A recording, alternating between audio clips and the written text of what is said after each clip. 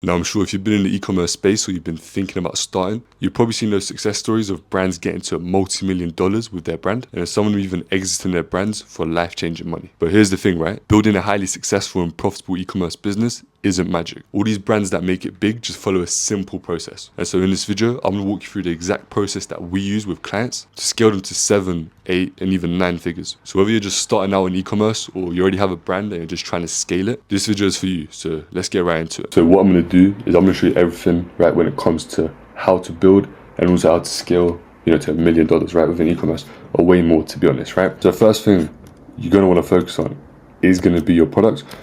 I don't care what you do after this, what you do to get traffic, what you do to scale, whatever you do, emails, whatever you do, right? If your product's not good, you're never going to get to a point where you probably want to get to, right? You might actually get to, $1 million, 7 figures, but of course you probably want to get to 8, 9 figures, and I've never seen a brand get there without a good product, right? You can only get so far, that's my point. So, product or some products that I have seen that are pretty good is going to be the hoodie, right? They have amazing products. Now, of course, it's clothing, and it doesn't necessarily fix a problem, per se, but it fills a gap in the market where people just wanted cool graphics on their onesies, right? Now, of course, here we have something that's more problem fixing, and that's going to be Obvi. And they got this here, and it's meant to be a fat burner, right? So it's playing into people's emotions, etc. And you can see why that would go well. And also, it's even the presentation of it. So the packaging, or I should say the box of the product, or this looks pretty cool as well, right? So it just looks visually appealing, which is going to be super important, right? Now, next, of course, you're going to want to get traffic onto the website, right? Now, this isn't just going to be ads, this can be your organic content. So some of these actually double up, like Instagram or TikTok, right? You can post organic content and you can run ads on these platforms. That's going to be key. If you want to have a successful e-commerce store, you're going to need to bring traffic from somewhere, and it's usually going to be from one of these. So get good at one of these. Now, Google, of course, is Google Ads and it's SEO, right? But I feel like if you're starting out, and that's why you're watching this video, SEO isn't going to be where you should put your money. It's going to take a lot of, just throwing money at it without getting anything in return for a very long time. And, when you don't have much money, right? Or when you're just starting out, or, I think even if you're below, I'd say 10 million, right? So below 8 figures, you're better off putting money into ads, right? Google ads, Meta ads, TikTok ads. You're better off putting money into those. You're going to get a quicker return, usually a better return, right? That way you can actually keep reinvesting and hopefully get to a point where you have enough disposable income within your business to be able to actually just waste money on SEO, but it's because you're basically going to be burning money for a while for SEO, and then you're going to start seeing some results. But in the meantime, I do recommend you getting some blogs and stuff written, but just not full on SEO work, I'd say. I just personally believe, as an e-commerce brand, if you have limited cash, right, there's better things you can put your money into that will get you better and quicker returns, right? Now, the third thing is going to be your emails. You're going to want to set up email flows and also a consistent schedule of campaigns, right? No more than 2 or 3 a week. And those campaigns, you don't want to be selling to your customers maybe once here and there, but majority of them should just be to nurture your customers, right? So with the email flows, we'd usually have about 9 flows, right? So these are the minimum flows that we'd have with each client, and 5 of those would be pre-purchase and 4 of them would be post-purchase, right? Now, having flows is super important. I say everything here is important. You got to have a good product to be able to bring traffic to it, and then when you bring traffic, there's going to be a lot of people that drop off or they buy, and that's it. They don't have a lifetime value. That's more than one purchase. Flows is going to enable you to actually do that, right? It's going to allow you to bring back customers that maybe forgot to complete their purchase, and it's going to bring back customers that already bought from you, right? So post-purchase, maybe 30 or 90 days later, you can email them, giving them an offer, saying, look, you can get the same product you got for cheaper. Of course, it might not work well for clothing. It still can, right? They might buy it as a gift for someone, but especially with stuff like this, consumable stuff that runs out. Let's say they bought this for $20, right? Now 30 days later, if they get an email saying, look, you bought this for $20, you can get it for $10, right? They're going to be much more inclined to be like, oh wait, I can just get it for cheaper now, and they're going to more than likely buy. And the good thing about that is you can afford to give good discounts because there's no customer acquisition cost, right? Initially getting this customer, you might have spent, let's say it's a $20 product, right? You might have spent $5, maybe $10 to acquire that customer with Facebook ads or whatever ads you're using, and the product's 20. So let's say you spent 10 to get the customer, that's $10. But now, emails basically doesn't cost you anything, right? If the product is $10, right, if you give them a 50% off, which makes them much more inclined to buy, when they buy that the discount is your customer acquisition cost, which you can make it the same as your ad customer acquisition cost. So it doesn't actually take away from a profit, if that made sense, right? So, but flows are super important. So that's post-purchase. Pre-purchase, obviously, if they didn't complete the purchase, right, you can email them saying you forgot this in your cart. If they just put in their email, they just browse your website and it didn't, even add anything to cart, you can try to bring them back from that as well. I forgot to also mention the post-purchase you can use is a VIP one. So if you have a customer that's bought from you 3 times, 5 times, that's a very valuable customer, and you can actually, show your appreciation to those sorts of customers. So you can have a VIP flow where people that buy from you repeatedly, they get a special discount or something to make them feel appreciated, right? Because that customer's buying from you multiple times, and giving them something in return for that will make them motivate to buy it even more times, right? So if you have customers with high lifetime value, you might as well try and increase it as much as possible, right? Those are some of your best customers. Don't just let them get away. Now, when it comes to campaigns, as I was mentioning, you want to nurture people, right? This can be things like founder stories. If it's about fat burners, you can talk about why it works. You can maybe talk about the ingredients, whatever, right? Stuff like that. Don't just send out promotional emails 3 times a week, 5 times a week. Like, oh, look, buy this, etc. Don't do that. The only time you want to send promotional emails is if you have something like a new drop, if it's a seasonal period where you have a discount or a sale, right? Like right now, we have Black Friday, Cyber Monday, right? Other than that, you want to keep it quite, your salesy emails should be going out quite rarely, basically almost never, right?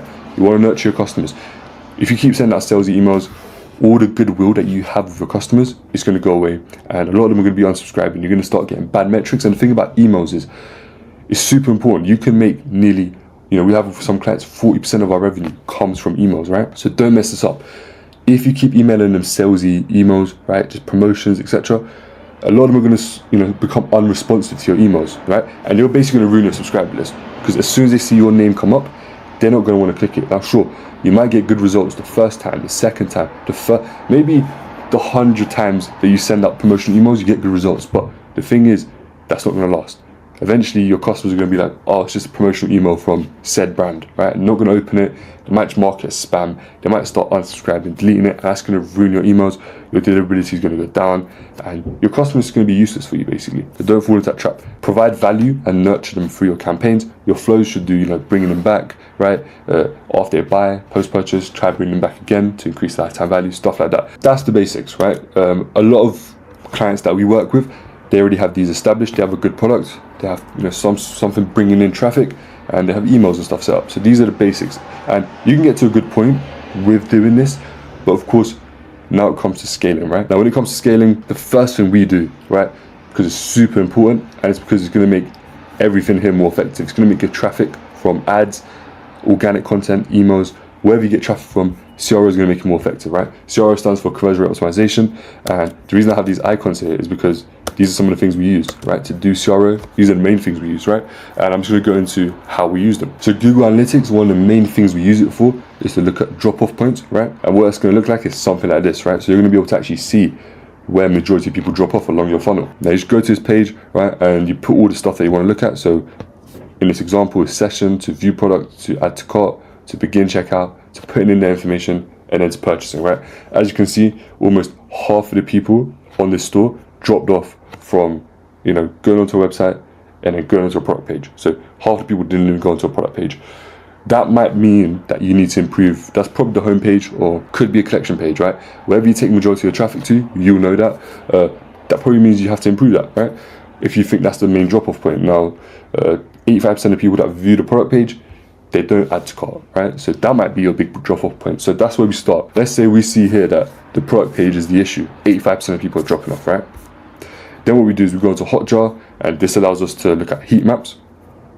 We can do customer surveys. So if it takes them too long to make a decision, etc., we can have a pop-up saying, what's stopping you from making this purchase? And you can get, if you have a theme of answers that's practically the same, then you can improve on that, or you can get rid of that, or add it, whatever the problem is. It also allows you to look at screen recordings, so you can actually go in and take a look at what people are doing on your store. So far, what you do with CRO is you check Google Analytics, see where people drop off, and then you install Hotjar and go onto that page, right? So if it's a product page, and see the heat map, so where people are clicking, right? Scroll map, how far people scroll down. Screen recordings, just get an idea of the average journey that visitors are taking, and then based off that, you want to come up with a hypothesis, right? So for example, if your hypothesis is that based off these results, so based off the screen recordings, right, on the product page, you can see that people, maybe they lack trust, right? And you're like, okay, I need to improve trust. So now that you have a trust hypothesis, you can go ahead and be like, okay, I'm gonna add payment icons below the add to cart button. That way people can see this is a trustworthy website. You might add testimonials somewhere above the fold, stuff like that, right? So that's gonna be a test. And then we use something like convert.com